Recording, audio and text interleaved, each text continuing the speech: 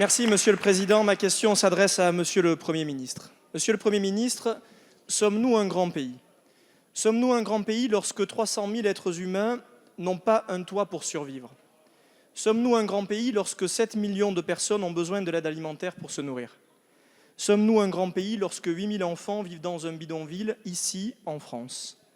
Sommes-nous un grand pays quand l'enfant d'une famille pauvre, quoi qu'il fasse, est condamné à rester pauvre? La France est-elle un grand pays lorsque 9 millions de nos concitoyens vivent sous le seuil de pauvreté alors qu'ils ont un travail et donc un salaire?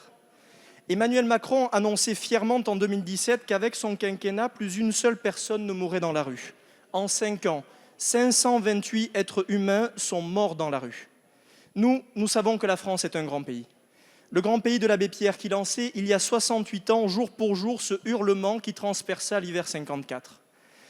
Celui du SAMU social, de Xavier Emmanuelli et de Jacques Chirac, de Geneviève de Gaulle-Anthonioz et de sa lutte acharnée contre la misère. Nous croyons à la dignité, au salaire juste qui permet de nourrir sa famille. Nous croyons au mérite et à l'ascenseur social. Nous croyons à la main tendue envers ceux qui trébuchent et qui ont besoin d'aide.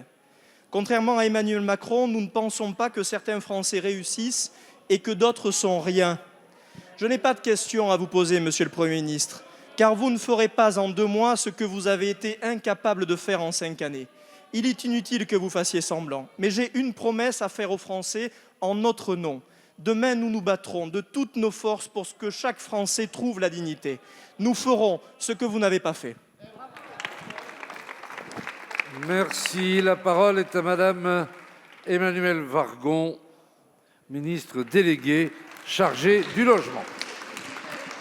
Monsieur le Président, Monsieur le député Aurélien Pradié, vous n'avez pas, ni vous ni notre famille politique, de leçons à nous donner sur l'accueil des personnes en difficulté et sur l'hébergement d'urgence. Quand vous étiez au pouvoir, il n'y avait que 118 000 places d'hébergement ouvertes. Et ces 118 000 places d'hébergement, elles fermaient au 1er avril dès les beaux jours, mettant les personnes à la rue. Et les associations avec lesquelles nous travaillons tous les jours, que le Premier ministre a encore reçues, faisaient la trésorerie d'un budget qui n'était jamais financé. Il y avait 1 milliard d'euros sur cette politique. Aujourd'hui, nous avons 200 000 places d'hébergement ouvertes, 2,7 milliards d'euros que nous y consacrons. Et ces places sont ouvertes toute l'année.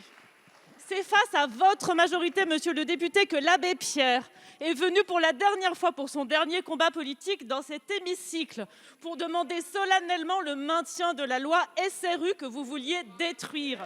Et c'est cette majorité qui a proposé de rendre permanente cette loi qui permet de produire du logement social partout où nous en avons besoin. Pour les salariés, pour les ménages modestes, pour la première ligne que vous aimez tant. Alors non, pas de leçons à nous donner sur ce sujet, ni sur aucun autre. Merci. Monsieur le député, vous avez la parole. Madame la ministre, c'est votre majorité qui a baissé les APL et qui a détruit une grande partie du logement social. Madame la ministre, c'est votre président de la République qui a considéré qu'il y avait des Français qui réussissaient et d'autres qui n'étaient rien.